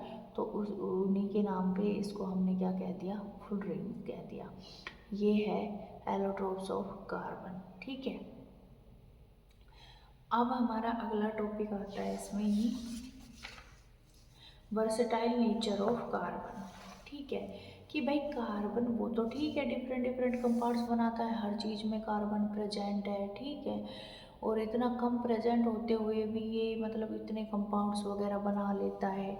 तो इसके पीछे रीज़न क्या है इस तरीके का कंपाउंड्स का शो होने का, कि भाई इतने सारे कंपाउंड्स दिखाता है ये। ठीक है, और जो कार्बन कंपाउंड्स हैं उसके जो बॉन्ड फॉर्मेशन होता है वो कैसा होता है, कोवलेंट्स होता है, लेकिन फिर भी ये इतने large number of compound show करता है। तो इसके पीछे भी इसका क्या है, 2 रीजन्स हैं। ठीक है, सबसे पहले तो इसकी प्रॉपर्टी आती है हमारी कैटेनेशन की। कैटेनेशन क्या होता है कि देखो भाई, कैटेनेशन क्या होता है कि इसकी एबिलिटी होती है कार्बन की, carbon has the unique ability to form bonds with the other atoms carbon giving rise to large molecule. ठीक है, कि इसकी एक प्रॉपर्टी है कार्बन की कि भाई इसके अंदर क्या है, एक तो इसका छोटा मतलब साइज भी छोटा होता है, 4 इलेक्ट्रॉन्स होते हैं। तो इसकी एबिलिटी होती है कि ये डिफरेंट कार्बन्स के साथ जुड़ के और एक मॉलिक्यूल्स, लार्ज नंबर में मॉलिक्यूल्स बनाता है। दिस प्रॉपर्टी इज कैटेनेशन, और इसको ही हम क्या कहा जाता है, कैटेनेशन कहते हैं। These compounds may have long chains of carbon, branch chains और रिंग। यानी कि हो सकता है कि ये कार्बन कार्बन भाई इस फॉर्म में भी अरेंज हो सकते हैं, या फिर कोई ब्रांच चेन भी शो कर सकते हैं, या रिंग की फॉर्म में भी एग्जिस्ट कर सकते हैं। ये 3 मेंबर्ड रिंग बन गई, ठीक है। तो ये किसी भी तरीके से अपने साथ कार्बन अपने आपस में कार्बन कार्बन बॉन्ड बना सकते हैं, चाहे वो ब्रांच फॉर्म में हो, चाहे वो चेन की फॉर्म में, लॉन्ग चेन की, चाहे वो रिंग की फॉर्म में हो, है ना। अब देखो कार्बन एटम्स में be linked by single, double और ट्रिपल बॉन्ड्स। अब हो सकता है कि भाई इस कार्बन कार्बन के ऊपर अगर मैं बात करूँ तो देखो हो सकता है कि इस कार्बन कार्बन के उसने सिंगल बॉन्ड बनाए, सिंगल बॉन्ड हो, ठीक है, यानी कि एक कार्बन से जुड़ा हुआ हो सकता है कि एक कार्बन से सारे इसने क्या करा हो, चारों कार्बन से ही बॉन्ड बनाया हुआ हो सकता है कि भाई क्या करे कि ये सिंगल बॉन्ड के थ्रू ना जुड़ के डबल बॉन्ड के थ्रू कार्बन से जुड़ा हो सकता है कि ये ट्रिपल बॉन्ड के थ्रू क्या हो, कार्बन से जुड़ा हो, ठीक है। तो ये सिंगल, डबल या ट्रिपल बॉन्ड कंपाउंड्स बना सकता है कार्बन के। अगर कार्बन और कार्बन के बीच में क्या है, सिंगल बॉन्ड है, तो उसको हम कहेंगे सैचुरेटेड कंपाउंड, और अगर डबल या ट्रिपल बॉन्ड है तो उसको हम कहेंगे अनसैचुरेटेड, ठीक है। यही इसमें दे रखा है, ठीक है। डबल और triple bond are between carbon atom are called unsaturated atom, ठीक है, और single bond are called saturated atom, saturated compounds, ठीक है। No other element exit this property of catenation. जैसा कि कार्बन शो करता है, कोई अदर एलिमेंट इस तरीके की शो कर सकता है, तो उसमें हम सिलिकॉन्स भी बता सकते हैं। बट सिलिकॉन्स क्या होता है कि 7 से 8 एलिमेंट्स तक ही बना सकता है, और ये कंपाउंड्स ना बहुत रिएक्टिव होता है, ये इतना स्टेबल नहीं होता। जबकि जो कार्बन कार्बन बॉन्ड है ना वह बहुत ही स्टेबल होता है, और बहुत स्ट्रॉन्ग बॉन्ड होने की वजह से, ठीक है। तो ये लार्ज नंबर में क्या बना सकता है, एक दूसरे से अटैच होके कंपाउंड्स बना सकते हैं, ठीक है। अब बात करते हैं दूसरी प्रॉपर्टीज़ की। भाई इसकी 4 वैलेंसी है ना। Since carbon has a valency of 4, it is capable of bonding four other atoms of carbon और atoms of some other monovalent elements, ठीक है। अब देखो, अब भाई 4 बॉन्ड बना सकता है ये कार्बन, ठीक है। हो सकता है ये कार्बन कार्बन के साथ ही चारों बॉन्ड बना ले, हो सकता है ये कार्बन और किसके साथ कोई भी अदर एलिमेंट्स आ जाए, हाइड्रोजन, ठीक है, ऑक्सीजन, नाइट्रोजन, किसी के साथ भी बॉन्ड बना ले। बनाने तो इसने 4 ही हैं, ठीक है। हो सकता है कि ये एक बॉन्ड 4 बॉन्ड में से हो सकता है कि भाई ये एक बॉन्ड हाइड्रोजन के साथ बनाए, एक कार्बन के साथ बना ले, है ना, 3 कार्बन के साथ बनाए, ठीक है। हो सकता है कि ये अपने 4 बॉन्ड में से 2 बॉन्ड ऑक्सीजन के साथ दो ऑक्सीजन के साथ बॉन्ड बना ले। हो सकता है ये एक नाइट्रोजन और एक कार्बन के साथ बॉन्ड बना ले। तो इस तरीके से इसकी 4 वैलेंसी होने की वजह से ये डिफरेंट टाइप्स ऑफ एटम से क्या बना सकता है, बॉन्ड बना सकता है, कि ऑक्सीजन से बना ले, नाइट्रोजन, सल्फर, क्लोरीन और many other elements, giving compounds with specific property which depends on the elements other than carbon present in the molecules, ठीक है, कि अदर एलिमेंट से भी बना सकता है ये। Again the bonds that carbon form with most other elements very strong making these compounds exceptionally stable reason for the formation of strong bond by carbon. इसके पीछे कैटेनेशन या फिर जो वैलेंसी है इसकी, या जो कैटेनेशन की प्रॉपर्टी दिखाता है, ये किसकी वजह से होता है। एक तो इसका स्मॉल साइज होता है ना, this enables the nucleus to hold on to the shared pair of electrons strongly, and the bond formed by elements having larger atoms are much weaker, ठीक है। तो इस वजह से क्या होता है, एक तो इसका क्या होता है कि ये किस तरीके से स्टेबल होता है कि भाई ये या इसकी जो स्टेबल बनाती है कैटेनेशन की प्रॉपर्टी को, वो है इसके स्मॉल साइज होता है, और दूसरा इसके कार्बन और छोटा साइज होने के सब वजह से कार्बन और कार्बन के बीच में क्या होगा, स्ट्रॉन्ग बॉन्ड का फॉर्मेशन हो जाता है, ठीक है। इस वजह से ये क्या है, इसका वर्सेटाइल नेचर शो होता है। अब एक होता है ऑर्गेनिक कंपाउंड्स, क्या होते हैं, देखो जो लिविंग्स ऑर्गेनिज्म मेनली हम तुम भी वो किससे मिलके बने होते हैं, ऑर्गेनिक कंपाउंड से, ठीक है। देखा हमने 2 कैरेक्टरिस्टिक्स के बारे में बात की, एक इसकी टेट्रावेलेंसी और दूसरा इसकी प्रॉपर्टी है कैटेनेशन की, ठीक है। अब ये अदर एलिमेंट्स के साथ कंबाइन करके और क्या बनाता है, डिफरेंट कंपाउंड्स, ठीक है। ये चेन की फॉर्म में भी, रिंग की फॉर्म में भी, या मैं बोल दूं कि ब्रांच की फॉर्म में भी क्या कर सकता है, कंबाइन कर सकता है। These compounds were initially extract from natural substance and it was thought that these carbon compounds or organic compounds could only be formed within a living systems. पहले क्या माना जाता है भाई, लिविंग सिस्टम्स ही बनाते हैं ये इस तरीके के कोई बॉन्ड, लेकिन उसके बाद ये सिंथेसाइज भी किए जा सके। सबसे पहले वूलर नाम के साइंटिस्ट थे जिन्होंने 1828 में यूरिया को प्रिपेयर किया था, किससे, अमोनियम साइनेट से। जब अमोनियम साइनेट को हीट करते हैं तो किसका फॉर्मेशन हो जाता है, किसका फॉर्मेशन हो जाता है, अमोनियम साइनेट को गर्म करने पे यूरिया का, जो एक क्या है, ऑर्गेनिक कंपाउंड्स है। Carbon compounds except from oxide of carbon carbonate and hydrogen carbonate salts continue to be study under organic chemistry, ठीक है। मतलब कार्बन के जितने भी कंपाउंड्स हैं हाइड्रोजन के साथ, या मैं बोल दूं कि भाई मेनली मतलब किसको छोड़ दे, ऑक्साइड्स वगैरह, कार्बोनेट्स, हाइड्रोजन कार्बोनेट्स वगैरह, तो ये सब किसके अंदर आते हैं, सारे अदर कंपाउंड्स हैं, ये ऑर्गेनिक के अंदर ही हम पढ़े जाते हैं। ऑर्गेनिक में मेनली कार्बन हाइड्रोजन से ही मिलके कंपाउंड्स बनते हैं जिनको हाइड्रोकार्बन्स कहा जाता है, ऑक्सीजन भी हो सकता है, ठीक है। तो बस कार्बन के कार्बोनेट्स और हाइड्रोजन कार्बोनेट्स और ऑक्साइड्स को छोड़ दे तो सारे क्या कहलाते हैं, ऑर्गेनिक कंपाउंड्स हो, किसके, कार्बन्स के, ठीक है। और फर्स्ट सिंथेसाइज ऑर्गेनिक कंपाउंड्स कौन सा था हमारा, यूरिया, जो कि किससे बनाया गया था, अमोनियम साइनेट से, वूलर ने बनाया था, ठीक है। ये है ऑर्गेनिक कंपाउंड्स। अब बात करते हैं हम सैचुरेटेड और अनसैचुरेटेड कार्बन कंपाउंड्स क्या होते हैं, जैसा कि थोड़ा सा हमने पहले भी जान लिया है, ठीक है। तो देखो सैचुरेटेड और अनसैचुरेटेड अगर हम कार्बन एटम्स की बात करें तो क्या है कि जो हमारे मैं बोल दूँ मेनली कि देखो कार्बन का क्या नेचर है कि वो डिफरेंट एलिमेंट्स के साथ में क्या करता है, बना सकता है, ठीक है।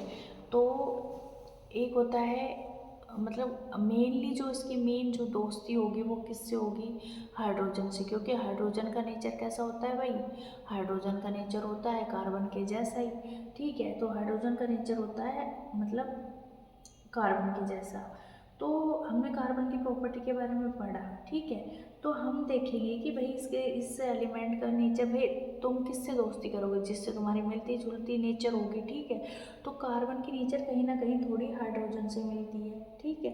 तो जिसके साथ इसका मतलब अच्छा बॉन्डिंग होगी, अच्छा नेचर मिलता जुलता होगा प्रॉपर्टीज, उसके साथ ये क्या कर लेगा, बॉन्डिंग कर लेगा। और उसमें सबसे वर्सेटाइल जो है वो है हाइड्रोकार्बन्स, यानी कि कार्बन के सबसे ज़्यादा जो कंपाउंड्स देखने को मिलते हैं वो किस रूप में, हाइड्रोकार्बन, यानी कि हाइड्रोजन और कार्बन्स के क्या है, कंपाउंड्स होते हैं हाइड्रोकार्बन, है ना। तो यानी कि organic compounds containing only carbon और हाइड्रोजन, इसको ही हम क्या कहते हैं, हाइड्रोकार्बन कहते हैं। जैसे मेथेन, एथेन, है ना, एल्कीन हो गए, एल्काइन, एल्केन, ये सब किस में आते हैं, हाइड्रोकार्बन्स में। अब देखो ये हाइड्रोकार्बन्स भी क्या होते हैं कि ये हाइड्रोकार्बन्स भी 2 तरीके के होते हैं, एक होता है सैचुरेटेड और एक होता है अनसैचुरेटेड, ठीक है। अब देखो सैचुरेटेड और अनसैचुरेटेड क्या होता है ये मैं तुम्हें समझाती हूँ कि भाई कार्बन क्या चाहता है, तो समझो इस पे कि कार्बन चाहता है कि वो कितने बॉन्ड बनाए, 4 बॉन्ड बनाना चाहता है, ठीक है।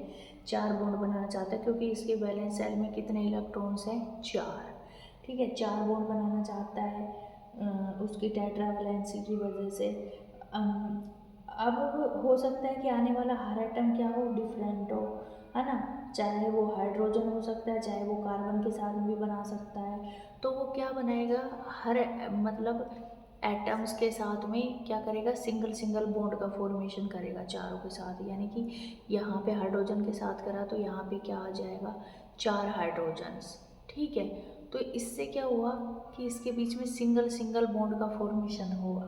ठीक है, सिंगल कोवलेंट बॉन्ड का फॉर्मेशन हुआ। तो इससे क्या हुआ कि वो चाहे 4 एटम्स हाइड्रोजन हो या कार्बन हो, बट यहाँ पे अगर हाइड्रोजन की जगह वो कार्बन से बना लेता, फिर भी टोटल बॉन्ड कितने बनते, 4 भाई, सिंगल सिंगल बॉन्ड।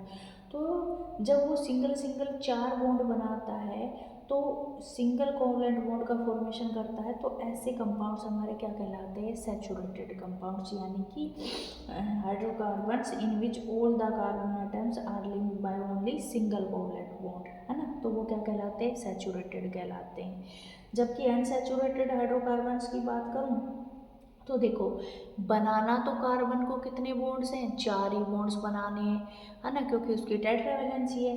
अब यहाँ पे 4 हाइड्रोजन, 4 की बजाय हमें कितने, 3 ही हाइड्रोजन मिल पाए, 1 हाइड्रोजन की कमी आ गई। तो वो क्या करेगा कि उसकी सिंगल बॉन्ड बनाने की इच्छा पूरी नहीं हो पाएगी, और उससे उसको क्या करे, उसके लिए उसको क्या करना पड़ेगा कि अपने ही जुड़वा भाई यानी कि कार्बन के साथ वो क्या कर ले कि एक डबल बॉन्ड का फॉर्मेशन कर ले। ठीक है, तो इस वजह से क्या होगा कि भाई यहाँ पे इसने 2 हाइड्रोजन तो मिल गए इसको, लेकिन 2 जो एटम्स थे वो रह गए इसके। तो 4 बॉन्ड बनाने की, सिंगल सिंगल बॉन्ड बनाने की जो इसकी टेंडेंसी थी, वो मतलब जो इच्छा थी वो पूरी नहीं हुई। तो अब इसने क्या करा, इसके 2 इलेक्ट्रॉन्स ने अपने जुड़वा दूसरे कार्बन्स के साथ क्या कर ली, डबल बॉन्डिंग कर ली। यानी कि सिंगल सिंगल ना करके डबल या ट्रिपल बॉन्ड बना ले, तो उसको हम क्या कहेंगे, अनसैचुरेटेड हाइड्रोकार्बन। यानी कि एटलीस्ट 1 या 2 क्या हो, कम से कम एक डबल या ट्रिपल बॉन्ड प्रेजेंट होता है उसके अंदर। ठीक है, तो इसको हम क्या कहते हैं, सैचुरेटेड और अनसैचुरेटेड हाइड्रोकार्बन्स। अब हम देख लेते हैं इसमें क्या बताया गया है। We have already seen the structure of methane. ठीक है, यहाँ पे उन्होंने क्या बनाया हुआ है, 4 देख चुके थे कि 4 मैथेन के अंदर सिंगल सिंगल बॉन्ड्स बने हुए थे। ठीक है, अब फॉर्मूला है हमारा इथेन का, with a formula of C2H6। In order to arrive the structure of simple carbon compounds, the first step is link the carbon atoms together with a single bond. Then use the hydrogen atoms to satisfy remaining valency of carbon. सबसे पहले देखो ethane के अंदर क्या है कि इसका formula होता है C2H6, यानी कि 2 है इसके अंदर कार्बन, तो कार्बन कार्बन के बीच में सिंगल बॉन्ड बना दो। अब इसकी कितनी वैलेंसी बची भाई, 1 तो ये इसके बीच में पूरी हो गई, बची 3, तो 3 हाइड्रोजन के साथ ये क्या बना लेगा, सिंगल सिंगल बॉन्ड। इधर भी ये भी 3 हाइड्रोजन के साथ सिंगल सिंगल बॉन्ड, तो ये किसका फॉर्मेशन हो गया, इथेन का फॉर्मेशन हो गया। ठीक है, इस तरीके से। इसी तरीके से हम बात करें कि स्ट्रक्चर ऑफ प्रोपेन भी हम बना सकते हैं। भाई प्रोपेन के बीच में क्या है, प्रोपेन का फॉर्मूला C3H8 होता है। तो देखो इनके बीच में क्या बना दो, सिंगल सिंगल बॉन्ड। अब इसके साथ भी क्या जोड़ दो, इसके साथ 2 हाइड्रोजन जोड़ दो, 4 वैलेंसी पूरी करनी है ना हमने, तो ये किसका फॉर्मेशन हो गया, प्रोपेन का। इस तरीके से हम क्या कर सकते हैं, बॉन्ड बना सकते हैं, है ना। जबकि मैं बात करूँ फॉर्मूला, अगर हमसे कोई पूछे कि C2H4 यानी कि इथेन का बताओ, तो देखो कार्बन और ये क्या है, कार्बन, लेकिन अभी इसके पास क्या है, हाइड्रोजन कितने हैं, 4 ही हैं। जबकि यहाँ पे मान लो हमने 2 इसके हाइड्रोजन ले लिए और 2 इसके साथ ले लिए। अब भी इसने टोटल कितने बॉन्ड बनाए, 1 2 3, 1 2 3। ठीक है, जबकि हाइड्रोजन यहाँ पे क्या पड़ गए, कम पड़ गए। तो अब ये जो चौथा इलेक्ट्रॉन्स है ना, और इसका भी ये चौथा इलेक्ट्रॉन्स है, ये आपस में क्या करेंगे, शेयरिंग करेंगे और यहाँ डबल बॉन्ड का फॉर्मेशन कर लेंगे। तो ये 4 बॉन्ड इसके भी हो गए और 4 बॉन्ड इसके भी हो गए, तो यहाँ पे डबल बॉन्ड का फॉर्मेशन हो जाएगा, तो इसको कहेंगे अनसैचुरेटेड। ठीक है, इसी तरीके से हम इथाइन, है ना, एल्काइन का बोले कि इसका फॉर्मूला क्या होगा C2H2। तो इसमें क्या होगा, कार्बन और कार्बन के बीच में बॉन्ड है, हाइड्रोजन कितने हैं 2, तो एक हाइड्रोजन इसने ले लिया, एक हाइड्रोजन इसने ले लिया, तो टोटल बॉन्ड इसने इसके कितने बनाए भाई, टोटल बॉन्ड इसके 2 एटम्स ने 2 इलेक्ट्रॉन्स ने बना लिया। अभी भी 2 इलेक्ट्रॉन्स इसके पास क्या है, बचे हुए हैं। अब ये हाँ भी 2 इलेक्ट्रॉन्स बचे हुए हैं, तो ये दोनों इलेक्ट्रॉन्स आपस में क्या करेंगे, शेयरिंग करेंगे, यहाँ पे ट्रिपल बॉन्ड का फॉर्मेशन हो जाएगा। तो इससे 4 बॉन्ड्स इसके बन गए और 4 इसके बन गए। तो ये हो गया एक तरीके से अनसैचुरेटेड एटम्स, ठीक है।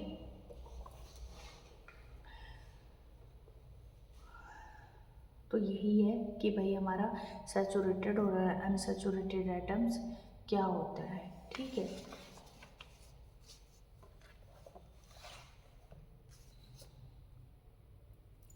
क्या होता है कि देखो यहाँ पे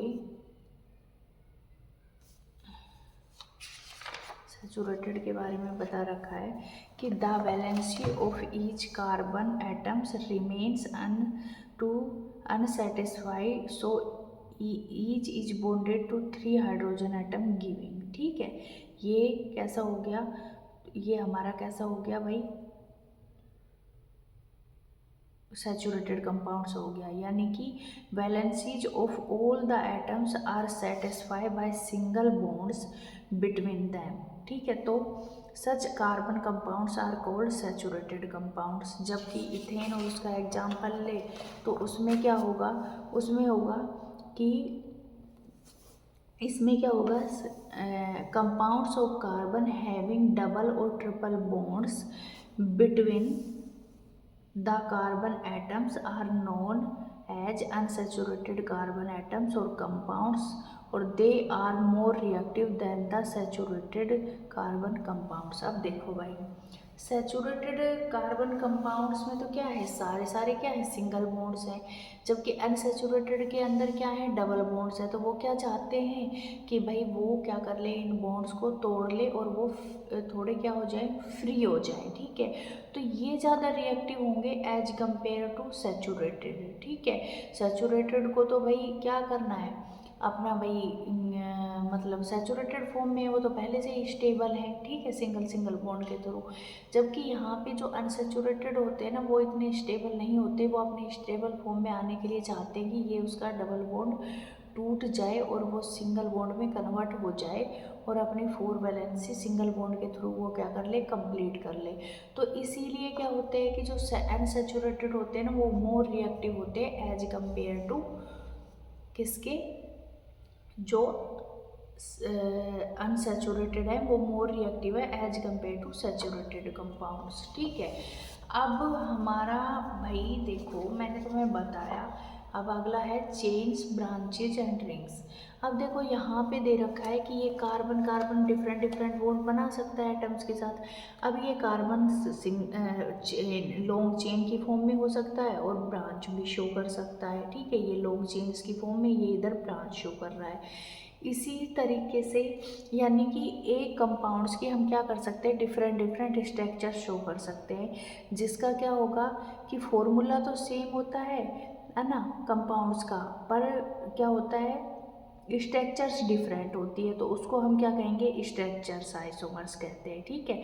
तो compounds with identical molecular formula but different structures are called structures isomers, ठीक है। अब देखो जैसे हमें 4 कार्बन की चेन लेते हैं, ठीक है।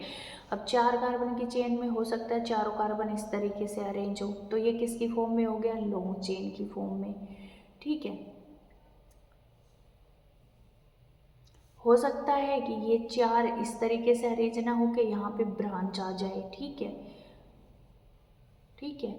और हो सकता है कि ये इस तरीके से ना करके इस तरीके से हो, यानी कि रिंग बना ले, ठीक है। तो ये क्या हो गया, है तो 4 कार्बन, सेम ही फॉर्मूला है, बट इनकी स्ट्रक्चर अलग अलग हो गई। यहाँ पे ये लॉन्ग चेन की फॉर्म में है, यहाँ पे ये ब्रांच की फॉर्म में है, और यहाँ पे ये क्या है, ये किसकी फॉर्म में है, यहाँ पे ये है रिंग की फॉर्म में, ठीक है।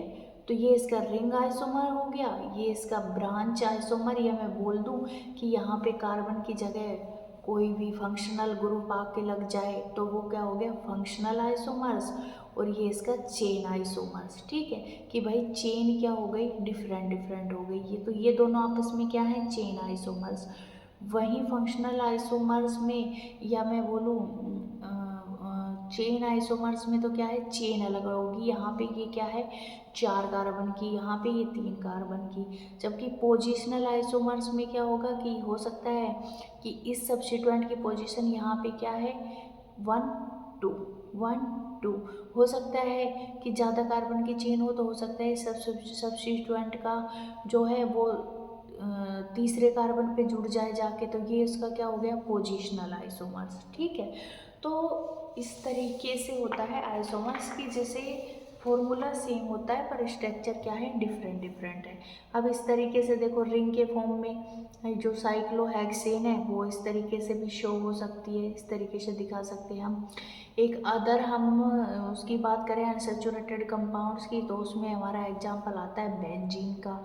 ठीक है, तो ये भी क्या है, अनसैचुरेटेड कंपाउंड्स हैं।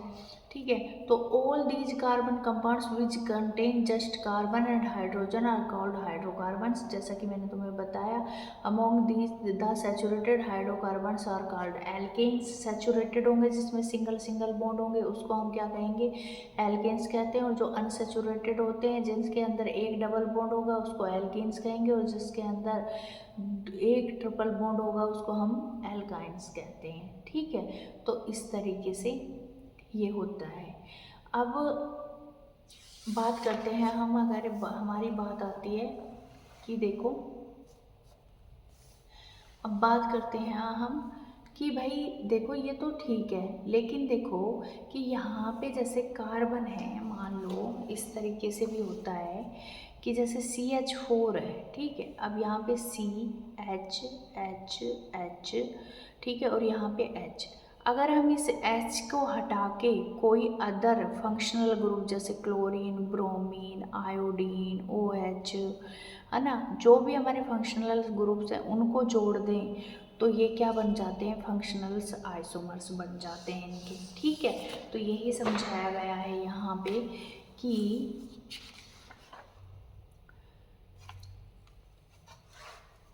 देखो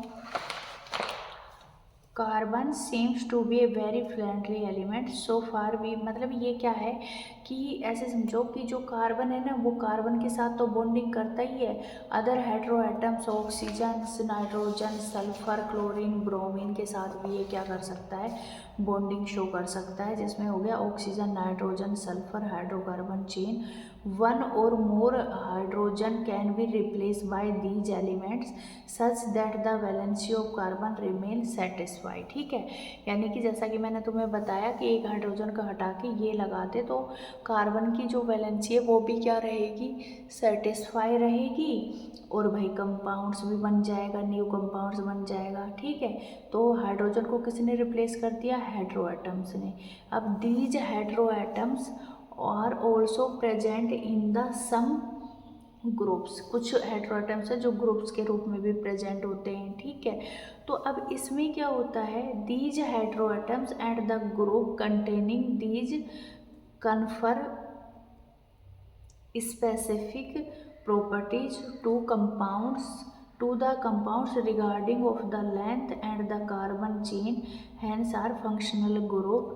some important, देखो वही मैंने तुम्हें बताया कि यहाँ पे डिफरेंट फंक्शनल ग्रुप जैसे कि alcohol, aldehyde, ketones, carboxylic acid, ये डिफरेंट जो हेटेरो एटम्स है ना वो एक ग्रुप के रूप में भी अरेंज हो सकते हैं, और उस हाइड्रोजन को रिप्लेस करके ये एक ग्रुप जुड़ जाएंगे और एक फंक्शनल ग्रुप का क्या कर देंगे, डेवलपमेंट कर देंगे, निर्माण कर देंगे। ठीक है, और इससे क्या रहेगा कि हाइड्रोजन भी हट जाएगा, न्यू कंपाउंड्स बन जाएगा, और उस कार्बन एटम की वैलेंसी भी क्या रहेगी, सेटिस्फाई रहेगी। ठीक है, तो इस तरीके से होता है कि मान लो ये है मैथेन कोई, ठीक है, मैथेन है, यहाँ से हाइड्रोजन हटाया, यहाँ पे OH, Cl, Br वगैरह जोड़ दिया। ठीक है, या कोई OH ग्रुप जोड़ दिया। ठीक है, तो ये होते हैं उसके अलग अलग फंक्शनल ग्रुप आके जुड़ जाते हैं, तो फंक्शनल जो है आइसोमर्स का निर्माण होता है। ठीक है, अब हम बात करते हैं हमारी अगली सीरीज, जिसको हम बोलते हैं होमोलोगस सीरीज क्या होती है। ठीक है, होमोलोगस सीरीज देखो कुछ नहीं होती। होमोलोगस सीरीज वो सीरीज होती है कि जिसमें क्या होता है कि एक ही, मतलब मैं ये बोलूँ कि एक ही परिवार के सदस्य होते हैं, होमो और लोगस। होमो मतलब सेम से है ना, होमो से समझो। तो होमो में क्या होता है, होमोलोगस सीरीज में कि इसमें क्या होता है कि एक ही होमोलोगस सीरीज के अंदर किसका डिफरेंस होता है, CH2 मेंबर्स का डिफरेंस होता है। ठीक है, जैसे कि हम देखें कि जो हमारा क्या है, जैसे देखो ये है हमारा A homologous series may thus be defined as a group of structurally similar compounds, each members of which differ from the preceding or succeeding member by CH2, है ना। N क्या है यहाँ पे, नंबर ऑफ कार्बन एटम है in positive integer में। देखो alkene की अगर हम बात करें जो कि सैचुरेटेड हाइड्रोकार्बन है, इसका फॉर्मूला क्या होता है, CnH2n+2, एल्कीन का CnH2n, एल्काइन का CnH2n-2 और नंबर ऑफ कार्बन एटम। तो नंबर ऑफ कार्बन एटम अगर हमने एक लिया तो यहाँ पे CnH2n+2 में रखा 1, तो फॉर्मूला बन के आया हमारा CH4। इसी तरीके से 2 कार्बन एटम लिए तो C2H6, C3H8, C4H10, C5H12। देखो सब में किसका अंतर है, CH2 का अंतर है। ये क्या है, हमारी होमोलोगस सीरीज है। इसी तरीके से ये देखो C2H4, एक कार्बन लेंगे तो एक कार्बन का तो कोई एल्कीन हो ही नहीं सकता, कम से कम क्या चाहिए, 2 कार्बन चाहिए। तो इसके लिए सबसे पहले C2H4 फिर C3H6, तो इसमें सब में किसका अंतर है, CH2। इसी तरीके से इसकी होमोलोगस सीरीज में भी किसका अंतर है, CH2 का। ठीक है, तो क्या होता है कि इनके प्रिपरेशन मेथड्स क्या होते हैं, डिफरेंट होते हैं एल्केन, एल्कीन और एल्काइन के, लेकिन इनकी जो प्रॉपर्टीज़ भी और ये अलग हो सकते हैं।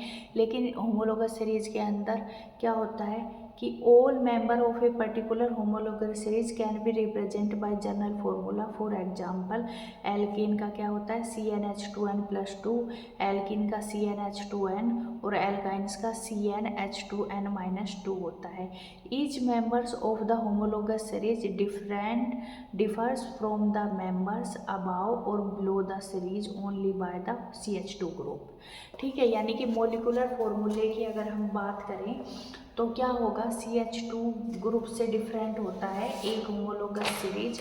तो उसकी मोलिकुलर वेट की अगर मैं बात करूँ तो कितने का अंतर होगा एक होमोलोगस सीरीज से अगले मेंबर्स के बीच में, 14 यूनिट्स का। ठीक है, और जो भी जैसे एल्केन की कोई होमोलोगस सीरीज है, ठीक है, एल्केन की कोई होमोलोगस सीरीज है तो वो एक ही तरीके के मेथड से बनाए जा सकते हैं सारे। ठीक है, इनका जनरल मेथड होता है प्रिपरेशन का, है ना। और जो होमोलोगस सीरीज के सारे मेंबर्स हैं उनकी केमिकल प्रॉपर्टी भी क्या होती है, सेम होती है, क्योंकि उसका फंक्शनल ग्रुप भी क्या होता है, सेम होता है। ठीक है, तो ये है हमारा होमोलोगस सीरीज क्या होता है भाई मेनली। ठीक है, तो यही सब दे रखा है कि भाई फिजिकल प्रॉपर्टीज़ और ये सब हैं होमोलोगस सीरीज के अंदर। CH2 यूनिट का डिफरेंस होता है, ये सारी है हमारा। अब हमारा अगला टॉपिक आता है नोमेनक्लेचर ऑफ कार्बन कंपाउंड्स, कि हम भाई इनका नोमेनक्लेचर कैसे करेंगे। ठीक है, तो यहाँ से हम हमारा चैप्टर आगे अलग वीडियो के अंदर मैं कंप्लीट कराऊंगी। ठीक है, तो ज़्यादा लंबी वीडियो हो जाएगी, तब तक के लिए इतना ही, धन्यवाद।